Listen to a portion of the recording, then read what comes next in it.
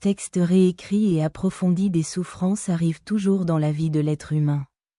Mais malheureusement, beaucoup ne réagissent pas comme il le faudrait dans ces moments d'injustice et de douleur.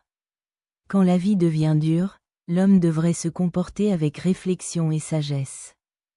Il devrait surmonter et vaincre ses difficultés par la justice de Dieu, par la sainteté, par la prière, par la méditation de la parole et par l'adoration. Mais la plupart d'entre nous essaient au contraire de vaincre par le péché, et cela ne fait qu'empirer les choses. Prenons des exemples concrets. Quelqu'un nous insulte et nous fait du mal. Nous répondons par l'impolitesse et l'arrogance. Si la personne est colérique et plus forte que nous, elle viendra se battre. Et nous aussi nous entrons dans la bagarre. Alors nous risquons de nous blesser gravement ou même d'être tués. Et après la mort, vient le jugement, et l'enfer pour ceux qui ont choisi la voie du mal. Si ta femme t'insulte, et que dans ta colère tu la frappes et qu'elle meurt, n'iras-tu pas en prison? Et devant Dieu, que répondras-tu? Si ton frère t'insulte, et que tu le vises avec une machette ou une arme, et qu'il meurt, crois-tu que tu seras en paix? Les hommes te livreront à la justice de ce monde, et Dieu te demandera aussi son sang, car il est écrit que « le sang crie vers Dieu » Genèse 4h10.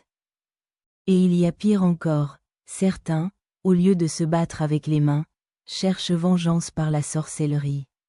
Mais là, le péché devient double. Tu as détruit une âme. Tu as envoyé une personne en enfer, et la malédiction spirituelle te suit désormais.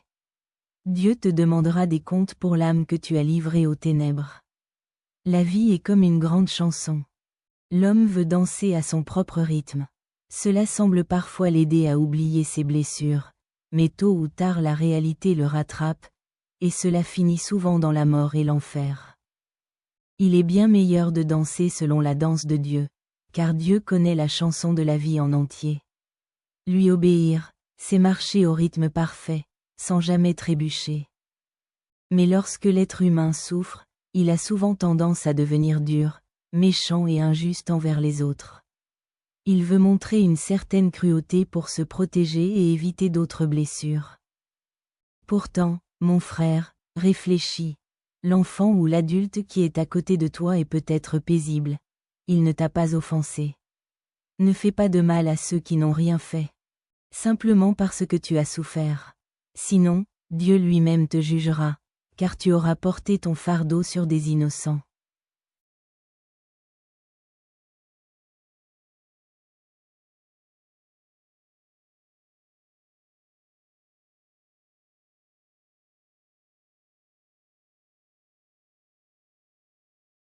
Profondeur de la justice de Dieu et du cœur humain.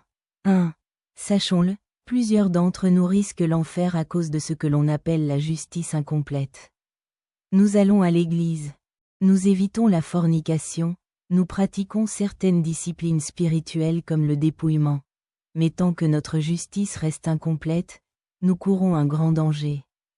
Car bien souvent, nous gardons en nous des péchés secrets et profonds. Regardons honnêtement nos vies. Quand nous voyons un frère ou une sœur tomber dans le péché, au lieu de prier pour lui, nous le critiquons.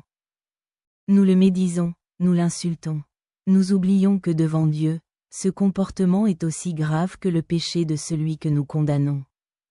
Lorsque nous sommes fâchés et qu'un frère ou une sœur nous parle, nous ne répondons pas, ou bien nous disons des paroles dures comme « Je n'aime pas les questions idiotes ». Souvent, nous répondons avec colère, impolitesse et méchanceté.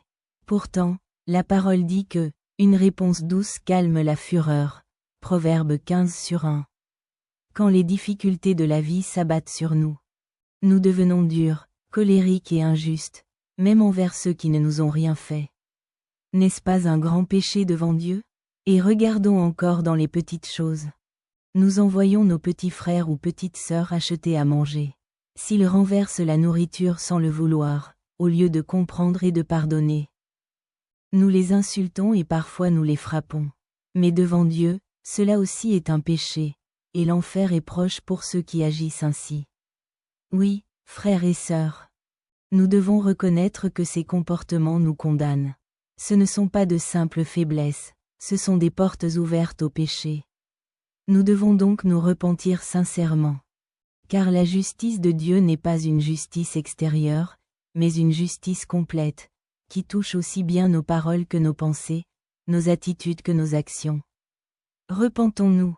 Demandons à Dieu de purifier notre cœur, de corriger nos mauvaises habitudes, et de nous donner la patience, la douceur et l'amour.